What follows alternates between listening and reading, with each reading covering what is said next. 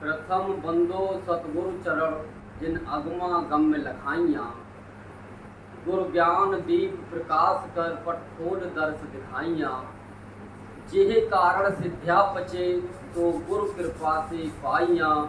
अकह मूरत अमी सूरत तहाँ जाय समाइयाँ। तुम पूर्ण परमात्मा तुम ही हो जगदीश। आदि पुरुष सतगुरु तुम ही मैं तुम्हें नवाऊं शीश। तो देखो जैसे साहब ने इसमें बताया कि प्रथम बंदो सतगुरु चरण, यानी सतगुरु की हमको सेवा क्यों करनी चाहिए, क्योंकि जो काम परमात्मा भी नहीं कर सकता उसको हमारा सतगुरु कर सकता है। क्या कर सकता है? जिस तरह से बताया गया कि जिसको ऋषि मुनि देवताओं ने अथक प्रयास किया, इतनी तपस्या की, लाखों वर्ष तक की तपस्या करने के बाद जो वस्तु, जो परमात्मा उनको प्राप्त नहीं हो पाया, जिसको वो नहीं जान पाए, पावर बहुत आ गई, करिश्मा बहुत दिखाए, लेकिन जो काम होना चाहिए वो काम उनका नहीं हो पाया। लेकिन गुरु हमारा उस काम को कर देता है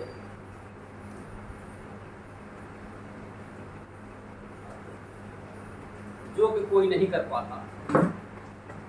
क्या बताया कि अगमा गम्य लखाइयाँ, जहाँ पर यानी मन और बुद्धि की पकड़ नहीं होती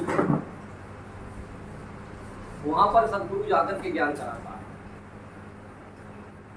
और जितने भी हम ज्ञान करते हैं, पढ़ते हैं, पढ़ाते हैं,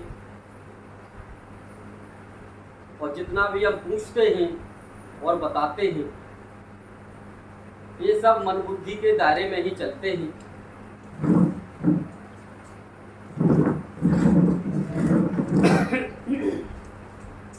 तो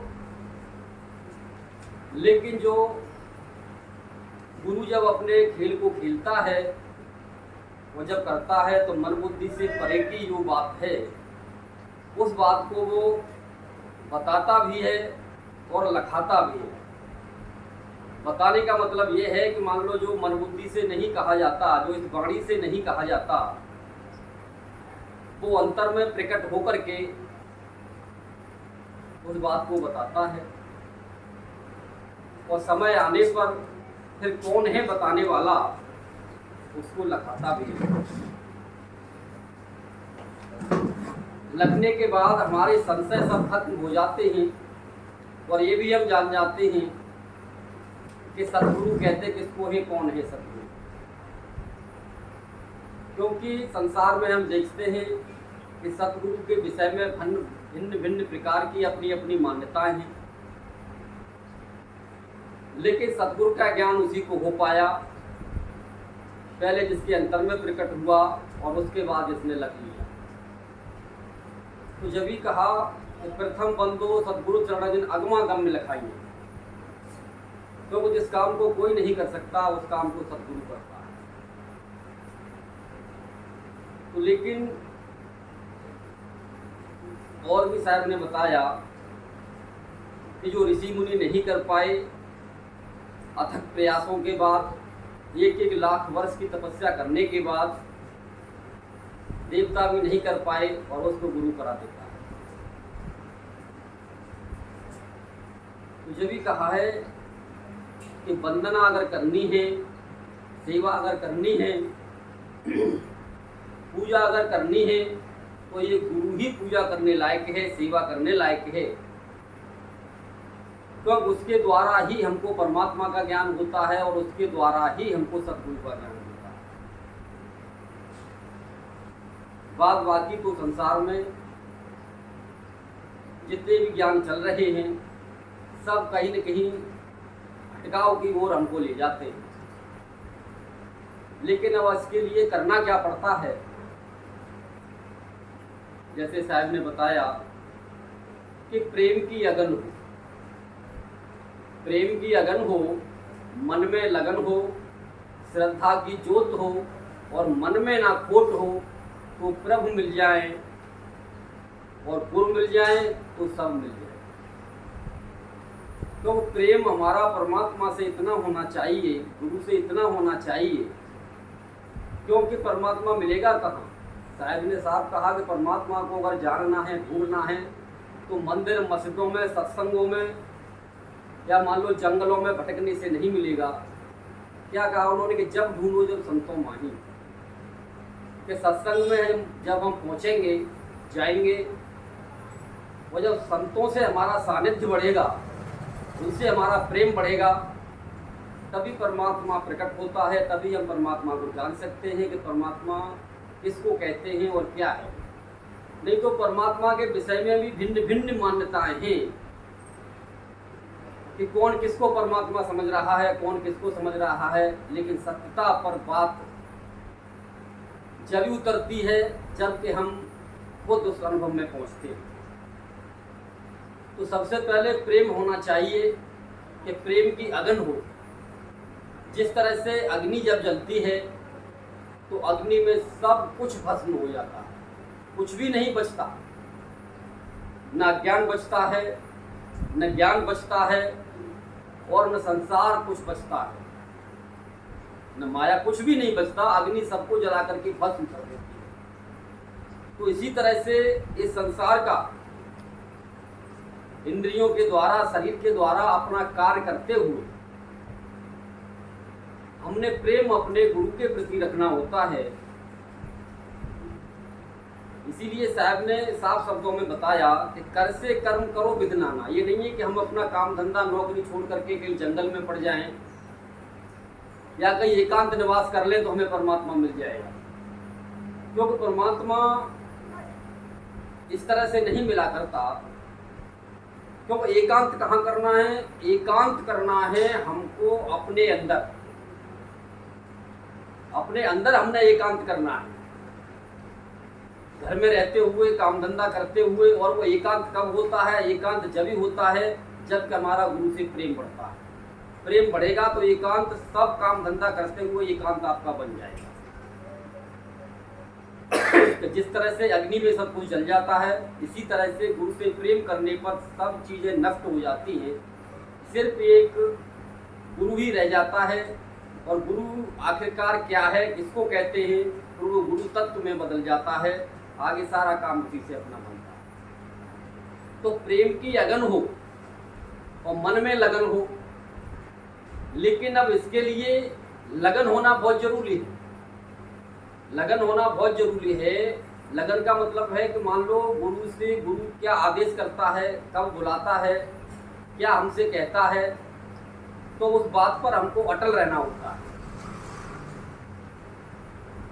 इस तरह की लगन हमारे अंदर होनी चाहिए। सत्संग में आना है तो टाइम से सत्संग में आना है, भजन करना है तो उस टाइम पे भजन करना है। तो प्रेम की अगन हो, मन में लगन हो, श्रद्धा की ज्योत हो। लेकिन श्रद्धा अगर नहीं होगी, श्रद्धा अगर नहीं होगी तो श्रद्धा एक ऐसी चीज है, एक ऐसी वस्तु है कि श्रद्धा से पत्थर में भी भगवान दिखाई देता है लोगों को। और यहाँ पर हम देखते हैं कि इंसान के अंदर, गुरु के अंदर परमात्मा नहीं दिखाई देता, तो आपकी श्रद्धा है कहाँ? पत्थर से संसार के सारे काम बन जाते हैं, लेकिन गुरु से काम नहीं बनते। क्यों नहीं बनते? क्योंकि श्रद्धा ही नहीं है। क्योंकि परमात्मा से जो काम नहीं बनते वो काम गुरु से बनते हैं। क्यों बनते हैं? क्योंकि जो बताया गया कि गुरु ब्रह्मा, गुरु विष्णु, गुरु देव वो महेश्वर है। गुरु साक्षात परब्रह्म, जो हमारे नसीब में नहीं होता। परमात्मा सिर्फ हमारे नसीब का ही हमको देता है, प्रारब्ध का ही देता है। बात बाकी जो नहीं होता उसको गुरु प्रदान कर देता है। इसलिए गुरु की सेवा को बताया गया है। और यहाँ तक कहा साहब ने कि गुरु को पुरुष ब्रह्म कर जाने। जो ये समझ रहा है कि ब्रह्म कोई और होता है और पुरुष सत्पुरुष कोई और होता है, तो ये उसकी गलत फहमी है, क्योंकि कहीं न कहीं उसको काल ने धोखावश दिया। क्योंकि गुरु का ही रूप बदलते हैं। बार बार मैंने कहा है, बार बार मैंने बताया है कि गुरु को पुरुष ब्रह्म कर जाने, गुरु कैसे ब्रह्म है ये हमको जानना है, कोई दूसरा नहीं है। अगर गुरु के अलावा कोई और चीज आपको दिखाई दे रही है, कोई और आ गया, क्योंकि जितने भी रूप हैं सारे रूप यानी काल रख लेता है। तो गुरु को पुरुष ब्रह्म कर जाने, गुरु कैसे ब्रह्म है और गुरु किस तरह से मान लो सत्पुरुष है, और गुरु ही जाकर के निनामा पद में बैठा हुआ है, जो बड़ा दुर्लभ था, दुर्लभ है और आगे भी दुर्लभ ही रहेगा। और भाव कबहू नहीं आने, लेकिन अगर गुरु के प्रति हमारा ऐसा भाव आ जाता है कि नहीं ये तो साधारण मनुष्य है, तो साहब ने साफ शब्दों में कहा कि भाई उसकी तो नैया डूबनी ही डूबनी है। जैसे कि जगह जगह पर साहब ने गुरु की महिमा का बखान किया है, लेकिन यहाँ एक बात और जानने वाली है कि हर गुरु उस पद का नहीं होता, क्योंकि पहले हमको गुरु की छानबीन या पहचान भी करना बहुत जरूरी होती है कि भाई गुरु पूर्ण है या नहीं, इसको ज्ञान पूरा है या नहीं। तो उस गुरु के लिए ये बातें हैं, क्योंकि जिसका ज्ञान ही पूरा नहीं है, तो जिस तरह से वो कहा कि गुरु को पुरुष ब्रह्म कर जाने, तो गुरु वो ब्रह्म है क्या, ब्रह्म को न जान करके जो गुरु ने नहीं जाना, तो गुरु ही प्रकट होगा और गुरु तक ही सीमित रह जाएगा वो। और वो कह देंगे सर हमारा तो गुरु आ गया, हमारा तो यही परमात्मा, यही सदगुरु, हमारा काम हो गया। तो ये अधूरे गुरु की बातें हुआ करती हैं, लेकिन जो पूरा गुरु है उसके अंदर सारी क्वालिटी मौजूद होती है, क्योंकि वो कैसे शरीर में है, कैसे शरीर के अंदर रहने वाला है, कैसे वो शरीर से बाहर जाता है और कहाँ पर वो रहता है, ये पूर्व गुरु की सारी विशेषताएं होती हैं। तो जिस तरह से हम आगे बढ़ते जाते हैं अपने भजन में, अपने ज्ञान में, जैसे जैसे हम आगे बढ़ते जाते हैं वैसे वैसे अपना गुरु ज्ञान कराता जाता है, क्योंकि ज्ञान बातों का नहीं है, ज्ञान अनुभव का है, ज्ञान प्रैक्टिकल का है, ज्ञान करने का है, ज्ञान चलने का है।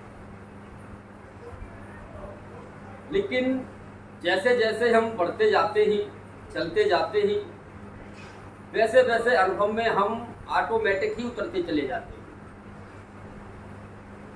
लेकिन हम चले हैं नहीं, कुछ करे है नहीं, गुरु की बात माने नहीं। जैसे बता रहे कि प्रेम की अगन हो, मन में लगन हो, श्रद्धा की ज्योति हो, क्योंकि हम साधारण मनुष्य गुरु को समझ रहे हैं, तो उसमें से वो चीजें प्रकट कैसे होंगी। तो साहब ने कहा कि गुरु को ब्रह्म पुरुष कर जाएंगे, गुरु ही सत्पुरुष है, गुरु ही ब्रह्म है, गुरु ही पार ब्रह्म है। ये सारी चीजें जो बताया कि तुम पूर्ण परमात्मा, तुम पूर्ण जगदीश, आदि पुरुष सतगुरु तुम ही, ये चारों स्टेज है, सारी स्टेजें गुरु के अंदर विद्यमान हैं। लेकिन शुरुआत में तुमने समझ लिया ना गुरु तो कुछ नहीं है, गुरु तो साधारण मनुष्य है, इसने हमको बता दिया और अब क्या है, तो हमारा काम है, हम कर लेंगे। तो काम नहीं हो सकता, क्योंकि अंत समय तक गुरु को साथ रहना होता है। जब तो कहा कि अंत मतासो गता, अंत मतासो गता। अगर कोई पूर्ण गुरु के पास में है, एक चीज की और खुलासा कर दूं, अगर कोई पूर्ण गुरु के पास में है और समर्पण और श्रद्धा भाव से वो चल रहा है,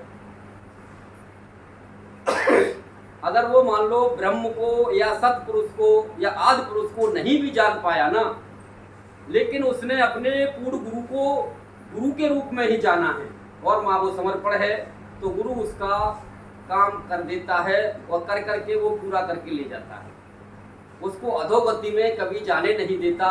क्योंकि ये बात वहाँ पर सिद्ध होती है, अंत मतासु गता। जो गुरु के प्रति समर्पण है तो अंत में किसको याद करेगा, उसे पता है कि अब तो गुरु के अलावा कोई है नहीं, परमात्मा को मैं देख नहीं पाया। लेकिन इतना जिसको विश्वास है कि गुरु को पुरुष ब्रह्म कर जाने के, गुरु के अंदर ही परमात्मा व सत्पुरुष विराजमान है, और गुरु के आदेश में उसने अपना जीवन काटा है, तो वो निश्चित तौर पर पूरा गुरु है। तो अपने शिष्य को वो कभी भी 84 में नहीं जाने देगा और कभी भी मान लो अधोगति में या मनुष्य योनि में जाने का मतलब ही नहीं होता। वो अपने घर ले जाएगा। अगर किसी वजह से अगर मान लो चला भी जाता है तो फिर भी कोई न कोई वो ऐसा सिस्टम बनाता है कि वहां से भी फटाफट निकाल करके और उसको ले जाता है। तो जिस तरह से आपने कहानी सुन रखी है कि कबीर साहब की भक्ति कमाली ने की थी और सिर्फ उसने 3 महीने की थी। कबीर साहब का मतलब है कि पूर्ण गुरु जो है वो कबीर साहब का ही एक अनुरूप होता है, क्योंकि शरीर का फर्क होता है, ज्ञान का फर्क नहीं हुआ करता। क्योंकि जो पूर्ण गुरु है उसको वो करके दिखाना पड़ता है और कबीर साहब वो स्वतः हैं, बस इतना फर्क पड़ता है। लेकिन उनको भी वो रूप जब तक नहीं दिखाएंगे, जब तक हम उस स्टेज पर नहीं पहुंचेंगे, तब तक मान लो उनका भी काम नहीं होता। लेकिन जिन्होंने कबीर साहब की भक्ति की उनको भी उन्होंने मान लो पार किया, बेशक चाहे दूसरे जन्म में आकर के किया, लेकिन फिर भी किया। कमाली को तीसरे जन्म में आकर के मान लो पूर्णत्व को प्राप्ति उसकी कराई, क्यों पहले उसके 2-3 जन्म और हो चुके थे। तो जबी साहब ने कहा कि चारों युगों में देख ले, चारों युगों में देख ले, हमने किसका लिया है मार, साहिब हकना राक्षसी जब मांगो तब दे। क्योंकि साहिब अपनी भक्ति का जो भक्ति हम करते हैं वो उनका हक, यानी उनकी जो उनको मिलना चाहिए उनको मिलता है, जब वो चाहते हैं जब मिलता है। अब यही कारण है कि कोई संसार में रुक जाता है, कोई कहीं रुक जाता है, कोई कहीं रुक जाता है, कोई कहीं रुक जाता है, लेकिन साहिब की भक्ति करने पर वो अधोगति में नहीं जा सकता। संसार का भोग करके पूर्ण गुरु के सानिध्य में है तो संसार का भी भोग भोगेगा, और संसार का भोग भोग करके वो यानी अपने घर को प्राप्त भी होता है। ये पूर्ण गुरु की महिमा हुआ करती है, तो उसको पार करने में देर नहीं लगती। जैसे कि अब साहब ने बताया कि भाई वो सतगुरुमोय भाव है, वो सतगुरुमोय भाव है जो इन नैनन अलग लखावे, आखिन मूंदे कानन रूदे ना अनहद उर्जावे, ए मन जाए जहां लग जाई परमात्म दर्शावे। भाई वो सतगुरुमोय भाव है, सदा विलास त्रास नहीं मन में, सदा विलास त्रास नहीं मन में और भोग में जोग जगावे। भाई वो सतगुरुमोय भाव है, यानी संसार के सारे भोग भोगते हुए, संसार के सारे भोग भोगते हुए भी वो अलग रहता है। इस तरह का मान लो वो अपना खेल खेलता है, इस तरह का भेद बता देता है, इस तरह के उस रहस्य में डाल देता है। तो संसार में आप इच्छा अनुसार भोग भी भोग सकते और पार होने की युक्ति भी आपको प्राप्त हो सकती है। तो साहब का ज्ञान भागने का नहीं है, साहब का ज्ञान है जहां पर हो वहीं पर उसको प्राप्त करने का, कि भोग भी भोगो, संसार के भरपूर तरीके से काम भी करो और एक भी कर्म आपको लगे नहीं, कोई भी कर्म आपको पकड़े नहीं, आप उसमें से निकल जाए। तो अब ये युक्तियां जो होती हैं यानी पूर्ण गुरु के पास में सारी होती हैं, और जहाँ जिसको जैसी आवश्यकता होती है, क्योंकि ये ऐसी नहीं होती कि साहब लेकर के फेसबुक पर बता दी या यूट्यूब पर डाल दी। जो भी भक्त आते हैं पूर्ण गुरु के सानिध्य में, वह जहाँ जिसको जिस की वो जरूरत समझते हैं कि इसको इस चीज की आवश्यकता है, उसको वो प्रदान कर देते हैं। बात ये नहीं है कि मान लो सबको सब चीज बता दी जाए, हाँ जिसको जैसी आवश्यकता होती है वैसे ही उसको बता दी जाती है कि हाँ इसको इस चीज की जरूरत है। तो संसार के सारे कार्य करते हुए, अपना संसार का पूरा खेल खेलते हुए हम मुक्ति पद को बड़ी सहजता से प्राप्त कर सकते हैं। इसके लिए कोई कठिन तपस्या की आवश्यकता नहीं होती, कठिन ध्यान लगाने की जरूरत नहीं होती। क्यों? देखो, जो बातें हैं उनको हम पूर्ण गुरु से जोड़ देते हैं। जो सबकी जो बातें हैं कि साहब साहब ने ऐसा कहा, मान लो इस तरह के कहा संतों ने कि साहब ये नहीं पार हो सकता, ये नहीं हो सकता, लेकिन पूर्ण गुरु के सानिध्य में है कोई, वह जैसा भी है वो पार अवश्य होता है। बस वो मान लो लगन से कहना, प्रेम की अगन हो, मन में लगन हो, श्रद्धा की जोत हो, मन में ना खोट हो।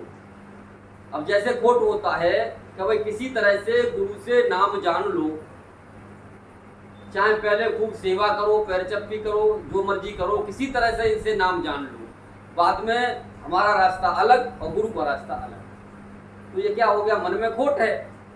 तो इस तरह का कोई न जान पाया है और न आगे भी जान सकता। तो अब गुरु जब ये देख लेता है कि मेरा और इसका एकत्व तो बन गया और कभी टूटने वाला नहीं है, तब जाकर के उस चीज को प्रदान करता है। फिर चाहे शिष्य कितनी भी ताकत लगा ले या मैं गुरु से दूर हो जाऊं, वो हो नहीं सकता, कभी भी नहीं हो सकता, कितनी भी ताकत लगा ले। लेकिन अब वो प्रदान जब ही करता है जबकि वो पहले अपनी पूरी खरी कसौटी पर उतार लेता है।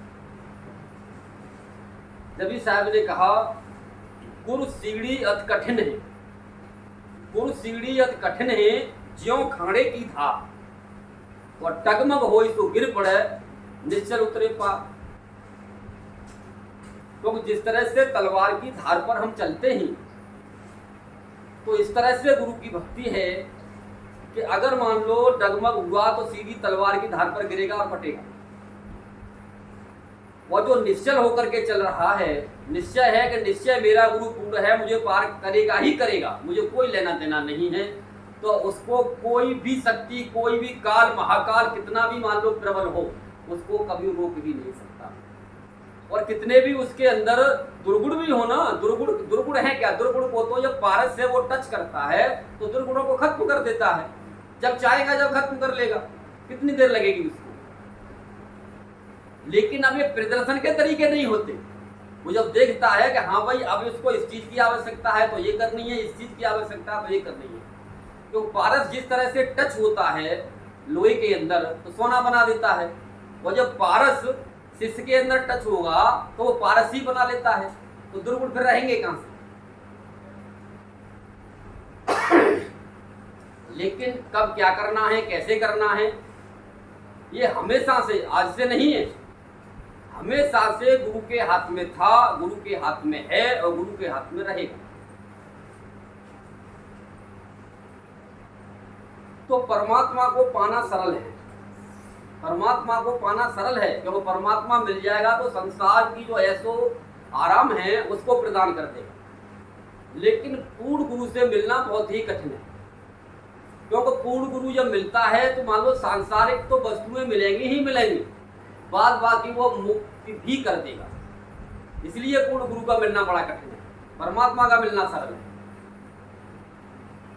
क्योंकि सांसारिक वस्तुएं तो अब देखो जिस तरह से अब कैसे पार निकालता है, कैसे वो अपना खेल खेलता है,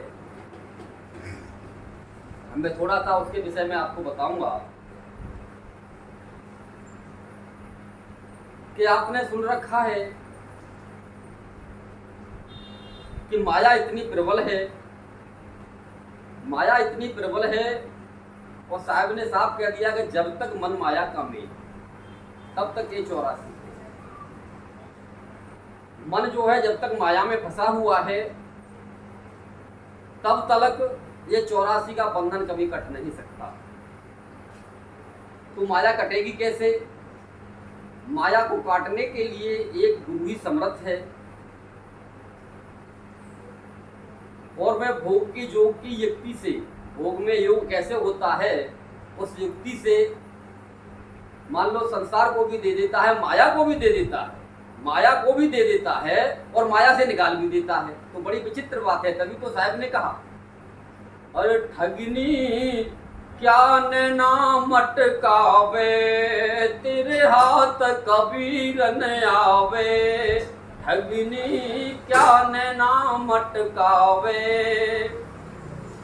तो साहब ने कहा कि माया ने ब्रह्मा विष्णु महेश इस संसार में अच्छे अच्छे धुरंधरों को अपने कब्जे में ले लिया,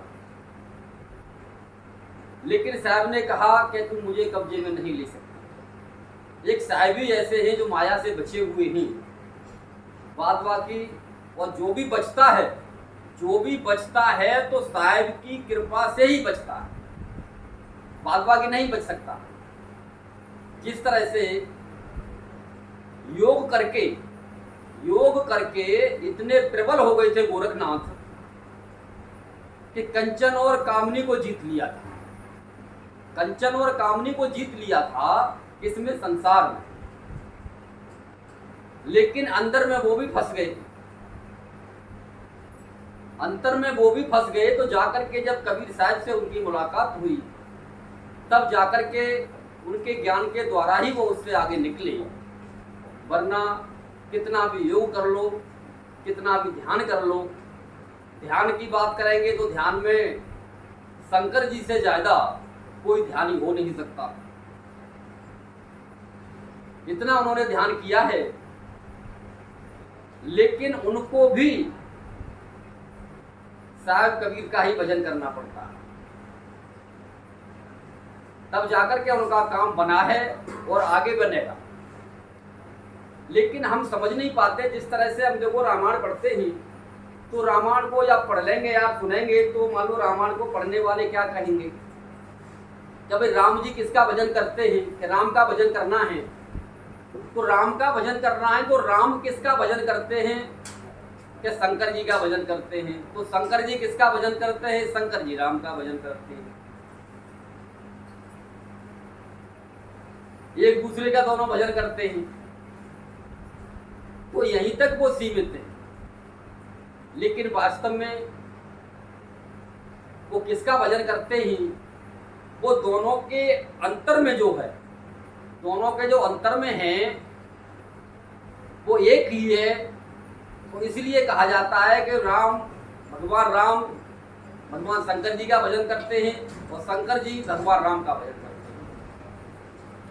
लेकिन करते वो किसका है, वो यानी अपना स्वयं का ही जो आत्मज्ञान है उसका ही भजन करते हैं, आत्मा राम का ही वो भजन करते हैं। लेकिन हम जो है फोटो तक सीमित रहते हैं कि ये राम की हो गई, ये कृष्ण की हो गई, ये शंकर जी की हो गई, ये इसकी हो गई। लेकिन जब तक हम इस अपने अंतर में ये नहीं समझ पाते कि गुरु के अंदर कौन है बोलने वाला, राम के अंदर कौन है, शंकर जी के अंदर कौन है, इस सबके अंदर जो बोलने वाला है वो एक ही है।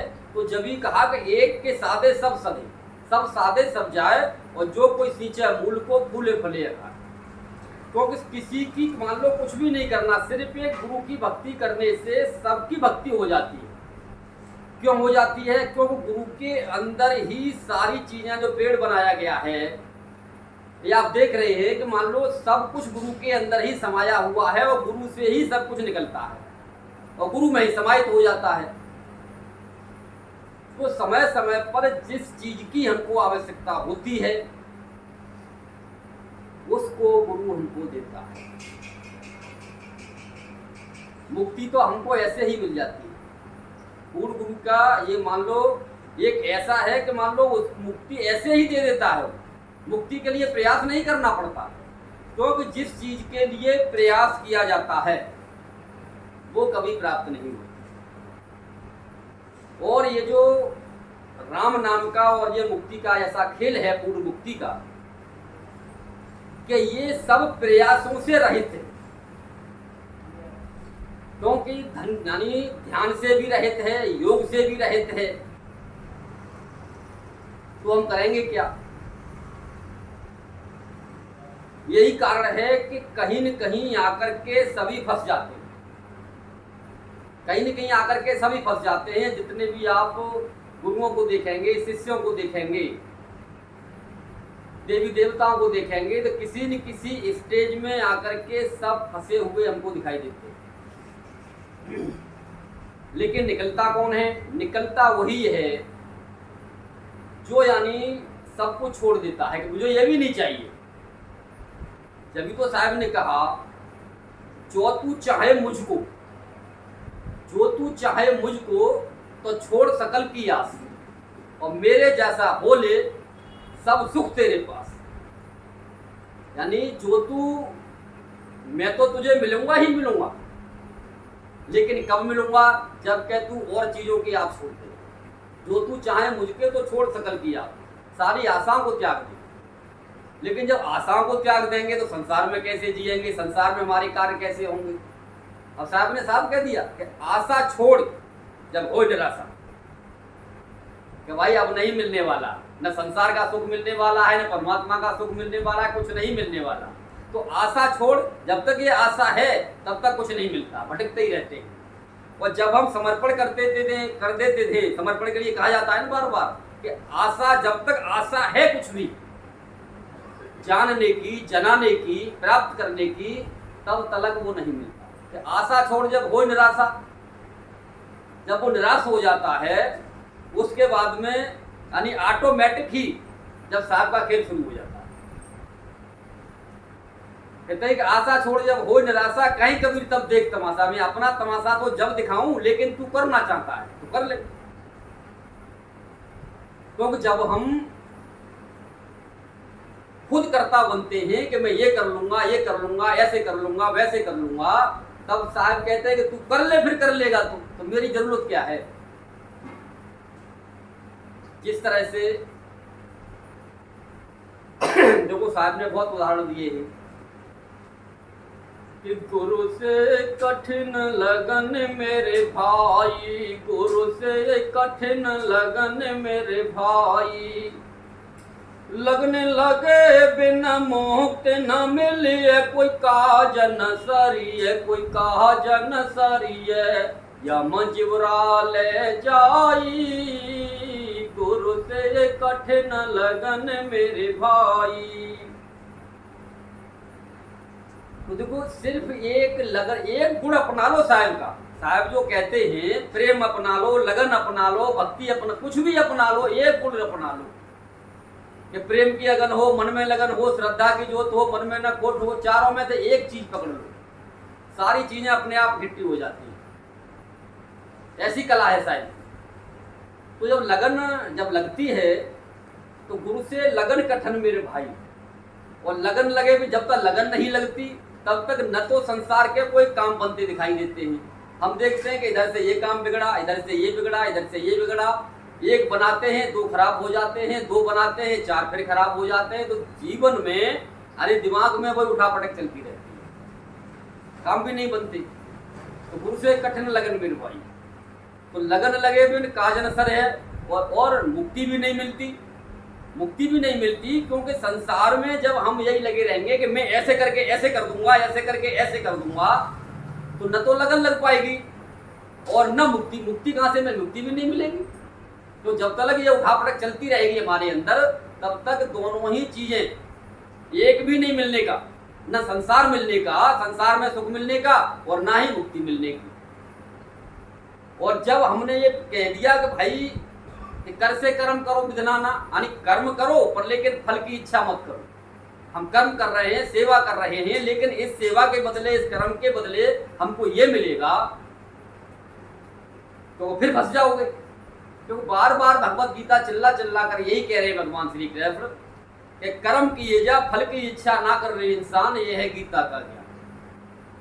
क्योंकि फल तो प्रारब्ध, यानी इसका कर्म, यानी अब जो कर्म किया वो बाद बाकी प्रारब्ध से भी लिंक करता है। तो जो मिलना है वो तो हमको मिल जाएगा, और जो नहीं मिलना वो आकर के भी चला जाएगा। इसीलिए बाबा तुलसीदास ने साहब कहा,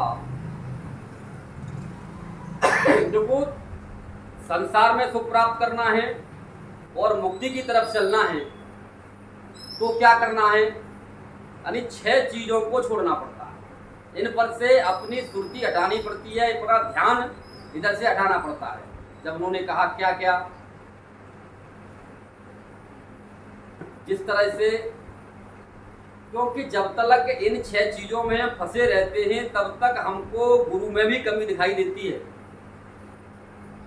संसार में भी कमी दिखाई देती है, परमात्मा में कमी दिखाई देती है, यानी सब में कमी कमी नजर आती है, सबके अंदर कमी नजर आती है। क्योंकि संसार के आम जीवों की तो बिसात क्या है,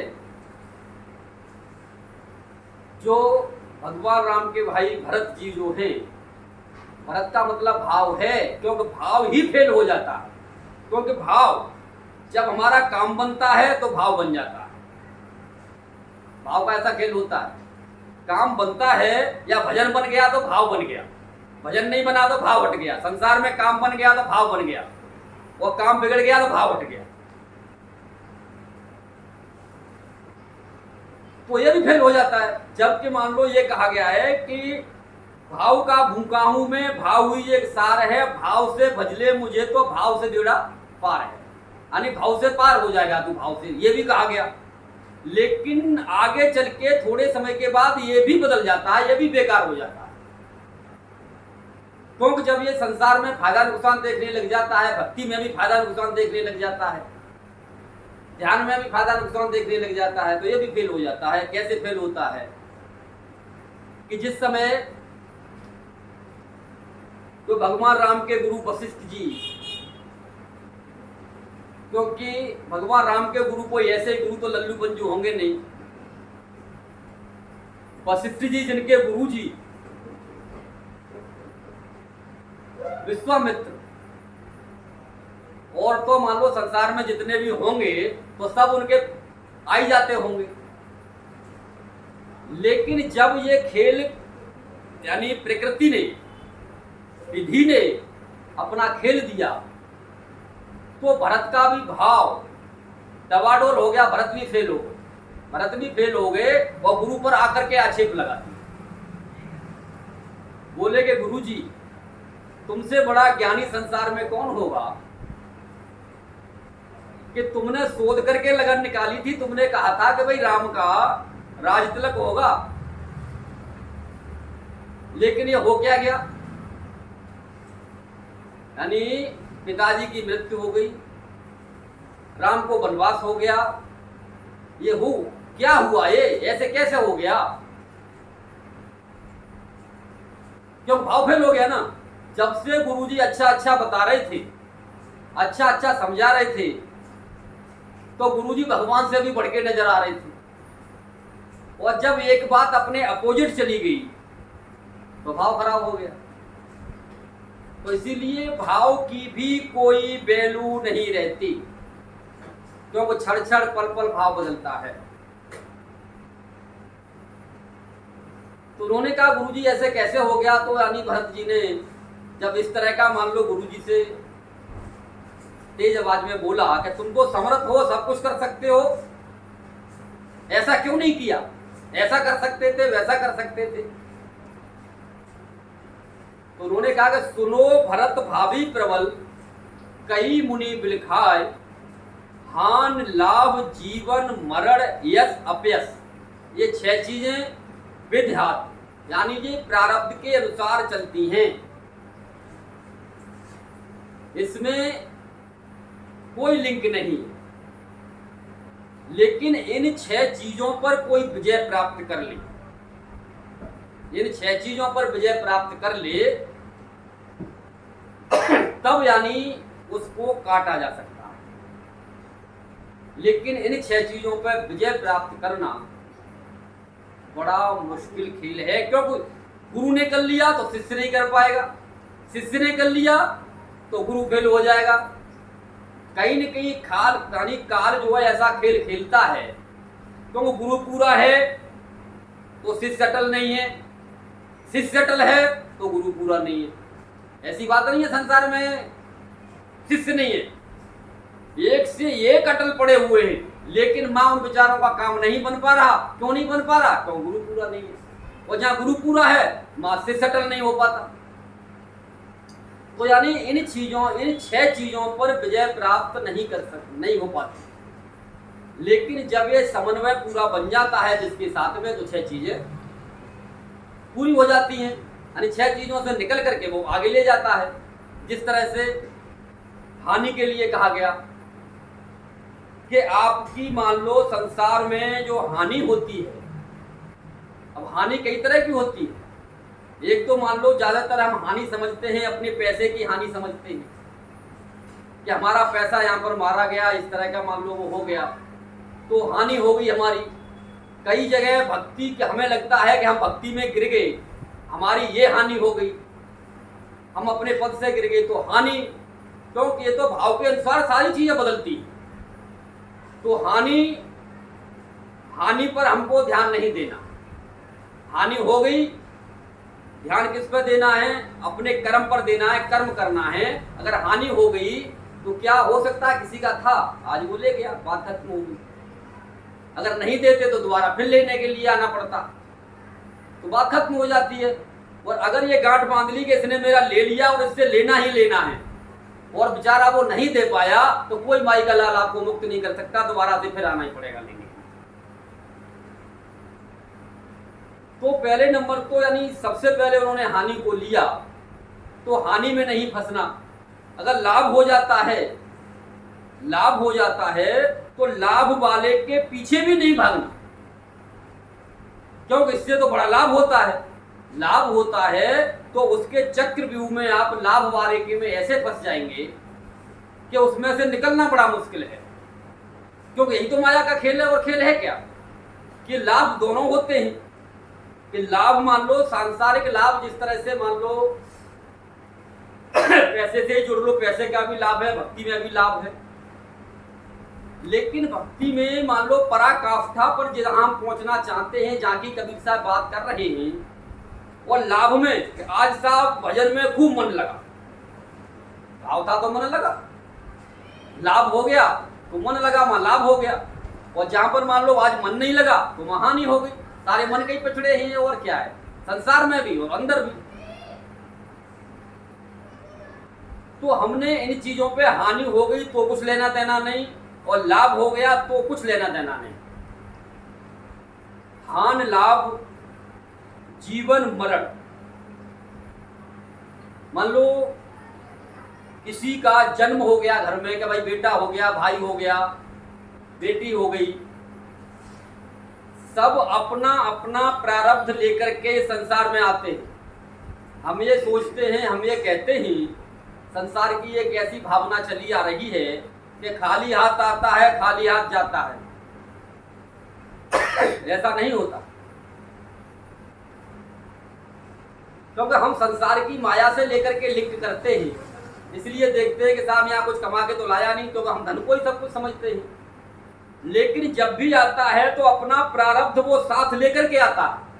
जन्मों जन्मों का प्रारब्ध साथ लेके आया है, तो तुमको चिंता करने की जरूरत नहीं है। सिर्फ अपना कर्म करो कि ये काम कैसे होगा, इसकी पढ़ाई लिखाई कैसी होगी, शादी कैसे होगी, ये क्या होगा, ये कैसे होगा, उस पचड़े में पड़ो ही मत। सिर्फ अपना कर्म करो। बाद बाकी वो प्रारब्ध के अनुसार कैसा खेल खेलेगा, उल्टा वो तुम्हें ही खिला दे, तुमको ही खिला दे। और होता भी है, बाप कुछ नहीं कर पाया, बेटा करोड़पति बन जाता है, बाप बेचारा मान लो अपने मजदूरी में ही रह गया। तो ये कैसे हो गया? क्योंकि ये सब प्रारब्ध के लिंक में है, इसलिए ये खेल चलते ही चलते हैं। इनमें हमको पड़ना ही नहीं चाहिए। जीवन आ गया, जन्म हो गया, अच्छा है, अपना प्रारब्ध लेकर के वो आया है। अब हमको सिर्फ किस पर ध्यान देना है? अपने कर्म पर ध्यान देना है। जब हमारा कर्म ठीक होगा तो बच्चे के कर्म भी अपने आप ठीक बनते चले जाएंगे। तो हमने सिर्फ अपने कर्म पर ध्यान देना है, न कि उस पर इसके लिए कमाना है, इसके लिए ये करना है, वो करना है। कुछ नहीं कर पाओगे, क्योंकि न तो संसार में कुछ हो पाएगा और न भक्ति में कुछ हो पाएगा। दोनों तरफ से ही आप मारे जाएंगे। तो इन पर विजय प्राप्त करने का मैं तरीका बता रहा हूं आपको। तो जीवन मरण, क्योंकि जिस तरह से समय पा करके इस संसार में सबको ही, यानी जो समय मिलता है कि आपको इतनी श्वासें दी गई हैं, उसके हिसाब से कैलकुलेशन कर दिया जाता है कि आप 10 साल, 20 साल, 50 साल, 100 साल, 150 साल जिए, उसके बाद में आपको ये शरीर छोड़ना पड़ेगा। तो मरता कौन है? इस बात को सभी लोग जानते हैं कि भाई शरीर मरता है, आत्मा तो नहीं मरती। वो अपने गंतव्य आगे आगे के लिए फिर वो अपनी यात्रा पर चल देता है। तो अगर हम उसके विषय में कि भाई ये मरने वाला है, ये मर जाएगा, तो हम क्या करेंगे? क्योंकि ये तो कच्ची पक्की खेती है। जिस तरह से देखो किसान खेती करता है, ओले पड़ जाते हैं, तूफान आ जाता है, तो कच्ची बारिश होती है, बेचारा वो फल नहीं ले पाता। आम का फल लगा हुआ है, कच्चे ही गिर जाते, अब वो उनका फायदा उतना नहीं ले पाते। तो जबी साहब ने कहा कि जब जागो तभी सवेरा, यानी जब आपको इस बात की भनक लग जाए, इस बात का आपको ज्ञान हो जाए कि भाई जब जागो तभी सवेरा, उसी समय से ही आपको मान लो सच्चे रास्ते पर चल देना चाहिए। और चलने के लिए कुछ लेना देना नहीं है, सिर्फ मेन चीज यही है कि आप सत्संग को अटेंड करो, सत्संग सुनो। बाद बाकी कुछ भी छोड़ने की जरूरत नहीं है, वो छुड़वा लेता है अपने आप। और करते भी रहोगे तो कोई फर्क पड़ने वाला नहीं, एक सेकंड में वो छुड़ा देगा, जब वो चाहेगा जब छुड़ा लेता है, तो उसकी इतनी पावर है। लेकिन आपको अपने पर अटल रहना है, अपनी लगन में मान लो पक्का रहना है, तो वो सारे काम कर लेता है। जब तो वो समर्थ है, जब तो आगे ऐसे कैसे पार कर दोगे? समर्थ को नहीं दोष घुसाई, समर्थ को कोई दोष नहीं लगता, क्योंकि जो सामर्थ्यवान बैठा हुआ है, वो अगर कोई गड्ढे में कीचड़ में पड़ा हुआ है और वो ऊपर है, ताकत है उसमें, तो अपना हाथ दे करके उसे ऊपर उठा लेगा, उसका क्या बिगड़ेगा। लेकिन जो सामर्थ्यवान नहीं है और आपने उसको हाथ दे दिया, नीचे वाला अगर सामर्थ्यवान है, तो काल रूपी जो बैठा हुआ है नीचे वाला सामर्थ्यवान है, तुम्हारा हाथ खींच करके अंदर ही डाल लेगा, तुम्हें कीचड़ में डाल लेगा। इसीलिए अपना हाथ देना है तो किसी सामर्थ्यवान के हाथ में दोगे, तो कितने भी आप नीचे होगे वो ऊपर ही खींच लेगा। और बिना सामर्थ्य वाले के हाथ में दे दिया तो वो आपको गड्ढे में डाल देगा। तो हार लाभ जीवन मरण, क्यों? ये विधि के अनुसार चलते हैं, विधि के विधान के हिसाब से चलते हैं। तो जब मरण हुआ किसी का नहीं होता, और एक ऐसी जब आप अपना कल्याण कर लेंगे, जब आप उस रास्ते को समझ जाएंगे, तो आप जो मरने वाला है, जैसे आप अपनी माँ से प्रेम करते हैं, भाई से करते हैं, पत्नी से करते हैं, जिनसे भी करते हैं, कोई बीमार है और इस तरह से कोई ऐसी बीमारी हो गई उसको कि अब ये लाइलाज है, अब ये मरेगा ही मरेगा, तो आप उसको सतगुरु की शरण में ला करके उसका भी कल्याण करा सकते हो। क्यों? कि पहले नंबर तो वो मरने ना देगा। क्यों? कि जो मरने वाला होता है उसको वो जीवन दान देता है, कहां से? अपने खाते में से। समर्थ की ये पहचान है। साहब कहा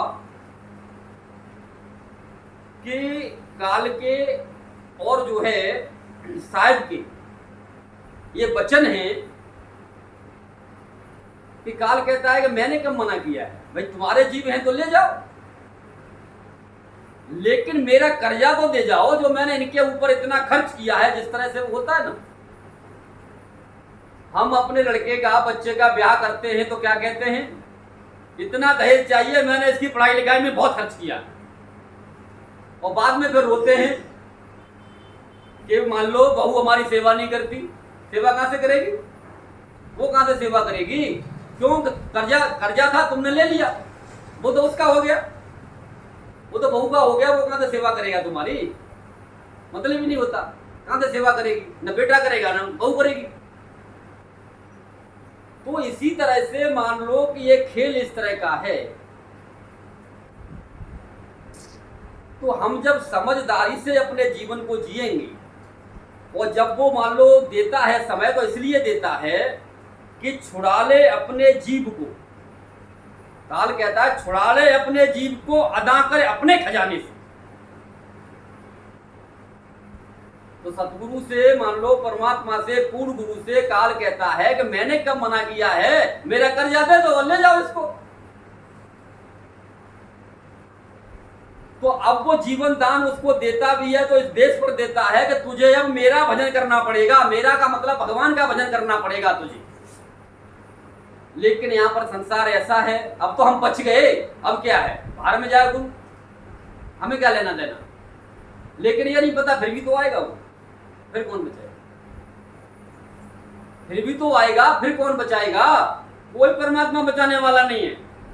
मौका मिलता है तो परमात्मा एक बार देता है, बार बार मौका नहीं देता। तो इसलिए मौका देता है कि अब तू परमात्मा का भजन करेगा, सच्चे रास्ते पर चलेगा, इसलिए उसको मौका देता है। तो मरने वाले को भी जीवन दान दे देता है। और ये जब होगा जबकि हमारे को पूर्ण विश्वास है, हम सत्संग में आ रहे हैं, हमारे को विश्वास है कि हमारा गुरु पूर्ण है, तो हम उसका भी कल्याण करा सकते हैं। अपना तो कराएंगे ही कराएंगे, अपना तो हो ही रहा है, होगा ही होगा। तो यानी मरण भी नहीं होगा, मुक्ति भी मिलेगी, खुद को भी मिलेगी। जिससे हम प्रेम करते हैं या मान लो मोह करते हैं, संसार में जिनकी वजह से हम हैं, जिनको हम चाहते हैं, उनका भी हम मान लो कल्याण करा सकते हैं, अपना भी कर सकते हैं। तो हान लाभ जीवन मरण। अब बात आती है यश, यश की बात आती है। तो देखो यश और अपयश, कई बार संसार में भी आप देखेंगे, मैं दोनों ही बातों को लेकर के चल रहा हूं। संसार में देखेंगे कोई कितना भी किसी के साथ भला करे, लेकिन उसको बुराई ही मिलती है। बाद में जाकर के उसको बुराई देते हैं लोग, कितना भी वो अपनी जान काट करके दे दे, चाहे पैसा दे दे, कुछ भी दे दे, लेकिन लोग उसके विषय में गलत ही सोचते हैं। क्यों सोचते हैं? क्योंकि प्रारब्ध से लिंक है, जिसका था उसका दे दिया, लेकिन फिर भी बुराई कर रहे हैं। तो क्यों? इससे मान लो भक्ति का लेन देन का यानी कोई लिंक नहीं है, क्योंकि प्रारब्ध से आ रही है हमारी। और ज्ञान में जो बहुत बड़ा ज्ञानी है, जिसने सब कुछ मान लो, कहने का मतलब है कि भक्ति करके ज्ञान भजन ध्यान ध्यान सब कुछ करके जिसने समाप्त कर दिया कि अब कुछ करना ही नहीं, इस पद पर पहुंच गया, जिसके लिए कहते हैं कि समझ बूझ अनजान हुआ। समझ बूझ अनजान हुआ, बल तज निर्बल होए, कहे कबीरता दास का पल्ला पकड़े। सब कुछ जान करके अनजान हो गया कि मैं कुछ नहीं जानता, भाई कुछ नहीं जानता, सब कुछ कर लिया, मैं कुछ नहीं करना जानता। एकांत अपने बैठ गया, कुछ लेना देना नहीं। तो फिर भी लोग उसकी बुराई करेंगे। क्यों? क्योंकि ये प्रारब्ध से लिंक है। फिर भी उसे भलाई कभी मिलेगी ही नहीं, क्योंकि प्रारब्ध में उसके में अपयश लिखा हुआ है, बुराई लिखी हुई है, तो उसकी बुराई होनी ही होनी है। और जब समय आएगा अपने आप हो जाता है, यश हो जाता है। और कुछ लोग ऐसे हैं कि मान लो जो उल्टे से उल्टे कर्म करें, गलत से गलत करें, उनकी बहुत बड़ाई होती है, बहुत बड़ाई होती है, बहुत बड़ाई होती है, और ऊंचे से ऊंचे पद पर पहुंचते चले जाते हैं। तो इसमें उनकी कोई दिक्कत नहीं है, ये सब काल का रचाया हुआ खेल है। तो इस बंधन से, ये काल के 6 जो बंधन हैं, इस बंधनों से हमको निकालना है। और जो निकल गया वही पार होगा, वही मान लो पूर्ण मुक्ति की तरफ पहुंचेगा। बाद बाकी देखो 4 मुक्ति हैं, तो कहीं न कहीं कोई न कोई लग जाता है। तो सालों की मुक्ति, सायुज्य मुक्ति, परामुक्ति, इस तरह से जो मान लो 4 मुक्तियां हैं कि इतने समय तक ये रहेगी, इतने समय तक ये रहेगी, इतने समय तक ये रहेगी। तो केवल मुक्ति है, उसका भी बता दिया गया कि 10 अरब 7 खरब यानी असंख्य वर्षों तक, यानी इस तरह का वो मान लो रहेगा वहां पर। 31 नील 7 खरब 10 अरब वर्ष तक मुक्ति में रहेगा, उसके बाद फिर संसार में आएगा। तो ये हो सकता है, लेकिन सदा सदा के लिए अगर कोई चाहता है कि भाई फिर हमारा इस संसार में आना ही ना हो, जन्म ही ना हो, गर्भ योनि में हम आए ही ना, तो उसके लिए तो इन 6 चीजों से बाहर निकलना पड़ेगा। इन 6 चीजों पर हमको विजय प्राप्त करनी पड़ेगी। तो देखो यश हुआ, गलत लोगों का यश हो जाता है, अच्छे लोगों का नहीं हो पाता। और अपयश हुआ, अच्छे लोगों को अपयश मिलता है, बुरे लोगों को यश मिलता है। तो इसमें कहने का मतलब है दुखी होने की या खुश होने की बात नहीं है, लेकिन जब हमको यश मिल जाता है, लोग पढ़ाई करने लग जाते हैं तो आग बबूला, कहने का मतलब है बहुत फूल के कुप्पा हो जाते हैं, बहुत फूल के कुप्पा हो जाते हैं। जब बुराई मिलने लग जाती है, अपयश मिलने लग जाता है तो हम दुखी हो जाते हैं। लेकिन इससे हमारे भजन का और उसका कोई लिंक है ही नहीं, न था न है न कभी रहेगा। ये सब काल के दायरे में आते हैं। अब मैं एक बात में अपने प्रैक्टिकल की बताता हूँ, अपने जीवन की। हमारे गुरुजी ने बचपन से समझ लो, मान लो भजन किया, सारे काम किए, वो सभी लोग करते हैं अपने समय के अनुसार, जैसा जिसका प्रारब्ध होता है, जैसे जिसकी लगन होती है, सभी चलते हैं, करते हैं। लेकिन पूर्ण ज्ञान होने के बाद भी, पूर्णत्व को प्राप्त करने के बाद भी अपयश ही अपयश, अपयश ही अपयश, जिधर देखो उधर बुराई, जिधर देखो उधर बुराई। लेकिन थोड़े से समय से जब ये कहते हैं, जब समय ठीक आता है, या यूं समझ लीजिए जब वो मान लो कर्म कट जाता है, प्रारब्ध के कुछ कर्म ऐसे होते हैं जो भोग के ही काटने पड़ते हैं, जब वो कट जाते हैं तो उसके बाद खेल सारा अपने आप शुरू हो जाता है। कोरोना जब चला थोड़े समय पहले तो सबके लिए क्या लेके आया, दिक्कत लेके आया, सबके लिए, पूरे संसार के लिए परेशानी लेके आया। लेकिन हमारे गुरुजी के लिए क्या लेके आया, यश लेके आया। जब दुनिया डर रही थी, घरों में दुबक रही थी, बैठी थी, और वो पूरे मान लो भारत में इधर उधर जाकर के सत्संग कर रहे थे, मैं देखता हूं कौन मुझे मार देता है, कौन हमारे भक्तों को मारेगा। तो ना तो मान लो गुरु मरे और न उनका कोई भक्त मरा, क्यों? काल की इतनी औकात न थी, न है, न कभी रहेगी जो परमात्मा के भक्तों को वो मार दे, मार ही नहीं सकता। लेकिन जब काल के गाल में खुद ही जाकर के गिरोगे, चमक देख करके, जिस तरह से पतंगा होता है, पतंगा जब देखता है कि मान लो दीपक जल रहा है, तेज रोशनी है, तो एकदम जाकर के भड़बड़ा करके उस पर गिरता है और अपनी जान दे देता है। तो जब ऐसे कार्य करोगे तो मरोगे ही मरोगे। लेकिन जब गुरु आज्ञा में चलोगे तो महाराज कोई नहीं मरता, मतलब ही नहीं होता। और उनके लिए यश लेके आया तो सत्संग वहां से चल पड़ा, उनका प्रारब्ध था वो कट गया, कोई फर्क नहीं पड़ता। अब कोई कितनी भी बुराई कर ले, कुछ भी कर ले, वो आगे से आगे बढ़ते जा रहे हैं। तो इसमें कोई परेशान होने वाली बात नहीं है। लेकिन इन 6 चीजों से ऊपर उठ के जो अपने ज्ञान में चलता है, चाहे गुरु हो या शिष्य हो, तो वो तो अपनी कामयाबी की मंजिल को पा लेता है। और जो इन 6 चीजों में उलझ करके रह गया, वो कभी अपनी कामयाबी की मंजिल को नहीं पा पाता।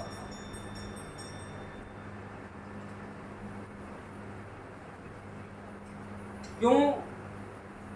कि जब पूरी रामायण और महाभारत, पूरा संसार ही इसमें उलझ के रह गया, कोरोना में सारा संसार उलझ के रह गया। आप कहोगे साहब कि पहले हुआ था महाभारत, किसने देखा? कल्पना है, रामायण पहले हुई थी, हम नहीं मानते, कोरोना तो मानते हो, ये तो अभी हुआ था। लेकिन सच्चे गुरु को कोई नहीं रोक पाया, सब लोग दुबक दुबक के अपने आश्रमों में बैठ गए, कहीं हॉस्पिटलों में पड़ गए, कहीं पड़ गए। लेकिन हमारे गुरु जी भागते फिर रहे, मतलब ही नहीं होता। और देखते गारंटी से कह दिया कौन आता है मारने के लिए, मैं भी तो देखूं कैसे कोरोना मारता है। तो जिसके पास में पावर है, जो पूरा गुरु है, समर्थ को नहीं दोष गुसाई, वो कुछ भी कर सकता है। लेकिन वो इन पचड़ों में पड़ता नहीं, क्योंकि इन 6 चीजों से ऊपर उठ के वो अपनी जिंदगी को जीता है, 6 चीजों से ऊपर उठ के रहता है।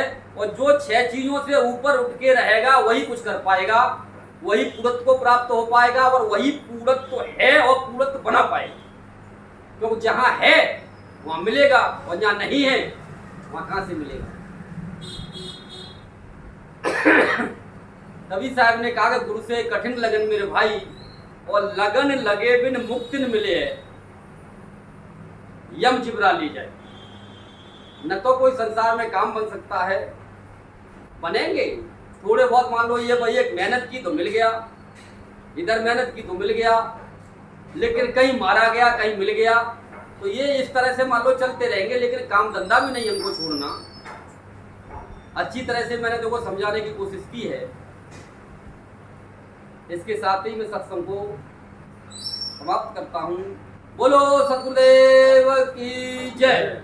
नेतृत्वदर्शी गुरु राम कुमार साहेब की जय। सभी संत महात्माओं की जय।